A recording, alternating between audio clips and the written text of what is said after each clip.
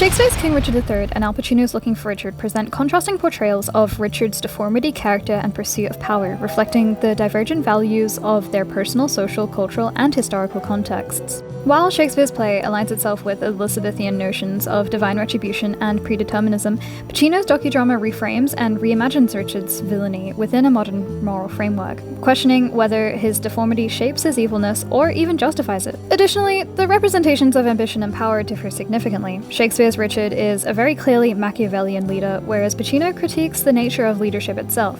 Pacino's adaptation prioritizes accessibility, reshaping Shakespeare's work for a contemporary, secular American audience.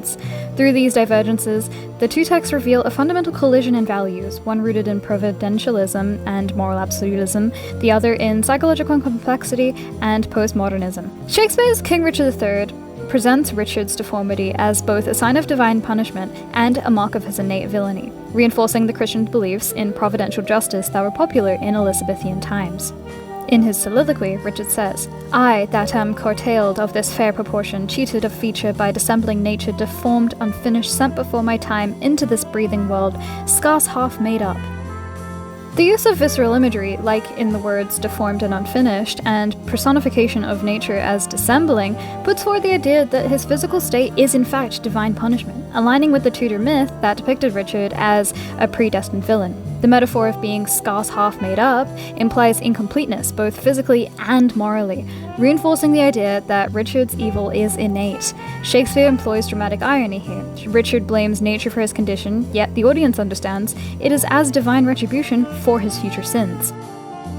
Whereas Pacino's Looking for Richard questions whether Richard's deformity caused his villainy, presenting a more secular perspective.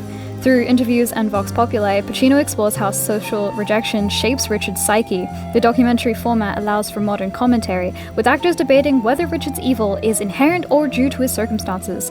Al Pacino asks, if he had been treated differently, would he have been a different man? A rhetorical question that challenges Shakespeare's predeterministic portrayal of Richard's evilness. Pacino uses juxtaposition here, contrasting Shakespeare's predeterminism with a contemporary perspective, suggesting that Richard's villainy is not predetermined but a product of external cruelty. This reflects modern values of individualism and the belief in environmental influence over destiny.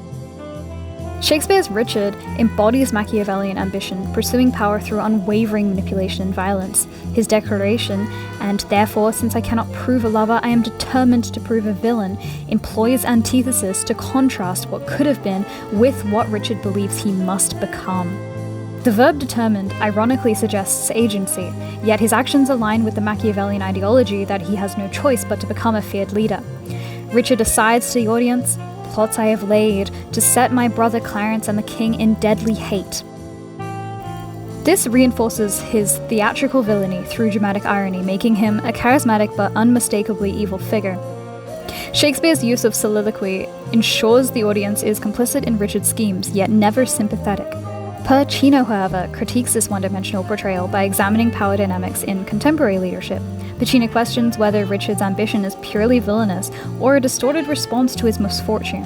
In one scene, Pacino states, "Power is not just about tyranny, it's about how people respond to being powerless."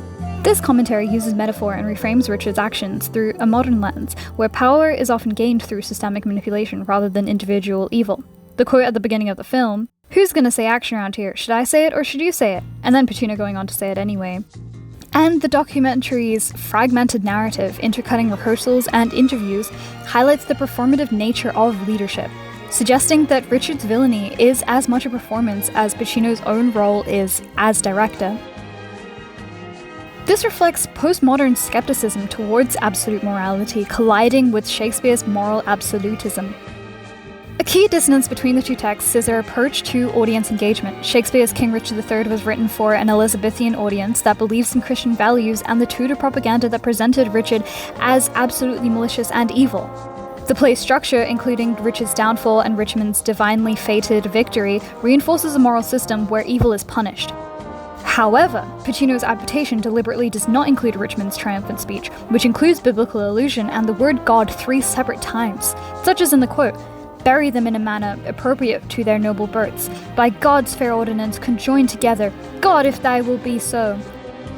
Instead, the film ends with Richard's death in battle. This choice reflects a secular American perspective that rejects cliché moral resolutions and the use of deus ex machina as a means to tidy plots. Pacino's use of colloquial language and direct address in "You think Shakespeare's boring? Watch this" breaks the fourth wall, using authoritative language to engage modern audiences that are skeptical and uninterested in classical theatre.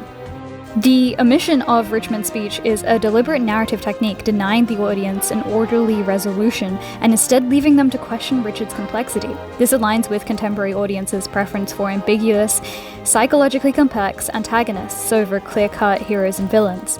By modernizing and adapting Shakespeare's themes and language, Pacino makes the text easier to connect with American audiences, whereas Shakespeare's original relies on cultural and religious frameworks that may not resonate with audiences of today. In conclusion, King Richard III and Looking for Richard present values that collide to a significant degree due to their differing historical and cultural contexts. Shakespeare's play operates within a framework of divine justice and moral certainty, where Richard's deformity is a metonymy for his villainy. Pacino, however, dissects these assumptions, presenting Richard's evil as a psychological response to societal rejection and framing ambitions as nuanced, rather than purely malicious. Pacino's adaptation prioritizes accessibility to a secular American audience, reshaping the play for this audience that values ambiguity and psychological depth over moral absolutism. These collisions between fate and free will, ambition and critique of current power dynamics within society highlight how each text reflects the values of its time.